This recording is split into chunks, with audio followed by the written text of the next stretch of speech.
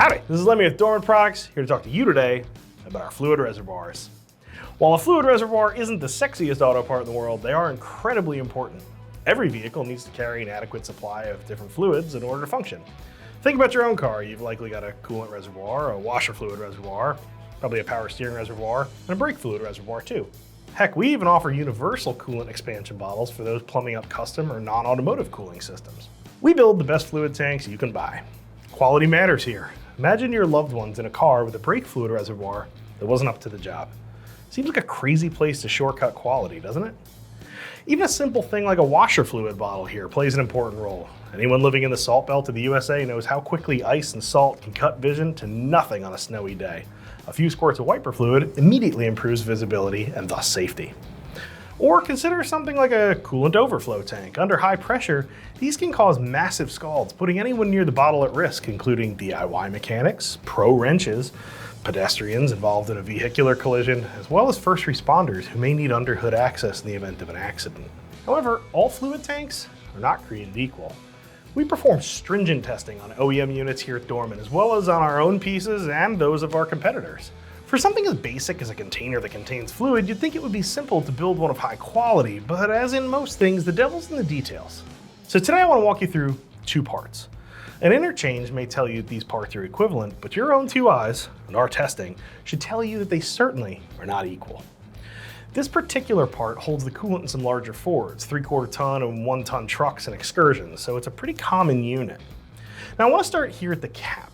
First, caps are included on nearly all of our fluid reservoirs. You may not find that with the competition. Our competition has also put a Ford number onto this cap, which is a bit disingenuous because this cap doesn't perform like OE equipment.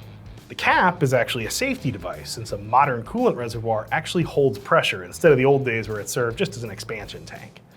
The Society of Automotive Engineers developed standards for various parts of a car. For this style cap, standard J151 specifies that the cap must be rotated at least 1.5 turns after pressure releases. This prevents someone from accidentally opening the cap too far before the pressure is released and being scalded with the hot steam. But this cap, it doesn't even make it 1.5 turns from being fastened. We perform Radcap pressure tests on all our units. Note in our testing facility how fast our engineer's hand is blown away from the container when we put some pressure to it. And listen to how fast that pressure blows off. Now imagine what that hand would look like with some 180-degree coolant gushing out. How pretty. In the exact same test, our cap vents the pressure in a much more controlled manner, and you actually need to turn ours a few times, providing that critical time between turns for the pressure to subside and save the flesh of an unwitting motorist. Let's also talk about how that cap functions. Ours has a nice positive ratcheting mechanism when it's closed, just like the OEM cap. It lets you know the cap has been tightened sufficiently. Our competitor has no ratcheting function, leaving the possibility of over or under tightening wide open. Next, let's talk about reservoir strength.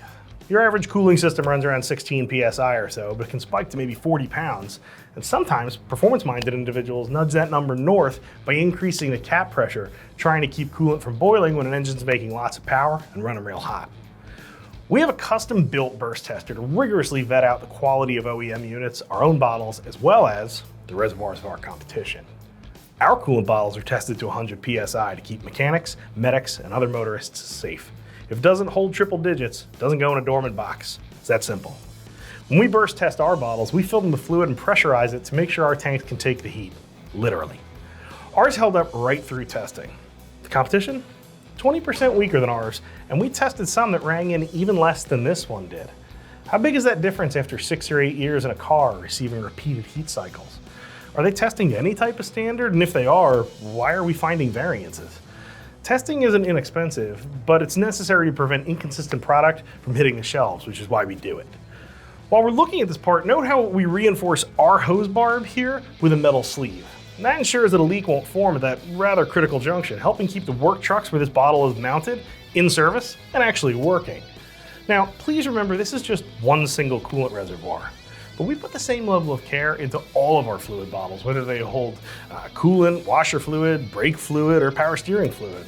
There's a multitude of reasons to replace fluid reservoirs, which is why we sell so many of them.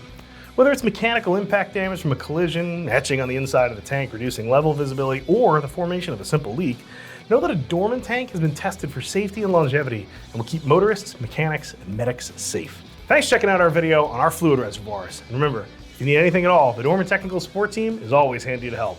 I'm Lem. I'm out of here.